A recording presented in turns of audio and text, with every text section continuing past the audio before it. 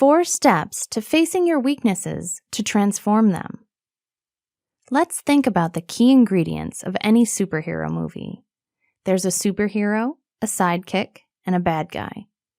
To have a story, we have to have a conflict between the superhero and the villain. If the good guy didn't confront the bad guy, we wouldn't have a story or a saved town. The same thing applies to your situation right now, with your weaknesses.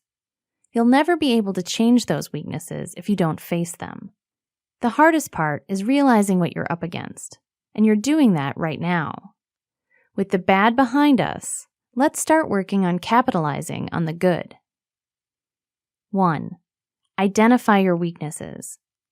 Believe it or not, your weaknesses come with positives. Your weaknesses say something about you, and they stem from your history. Identify with those weaknesses. Get to know them.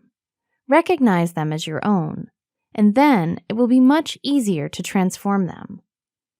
This step can be hard at first because you're probably inclined to dismiss or avoid your weaknesses.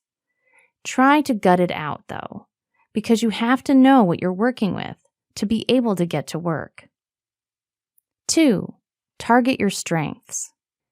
Weaknesses and strengths aren't meant to go against each other. Weaknesses can learn from strengths, so if you play your cards right, you can make it into an ideal scenario. Begin by targeting your strengths, expanding on them, and then figuring out how your weaknesses relate to them. 3. Reach out. Who do you call when you're in a pickle? Who do you reach out to when you need a beacon of support? It could be a friend or a family member. Either way, it's essential to reach out to help when help is needed, especially when you're tackling your weaknesses. 4. Focus on the why.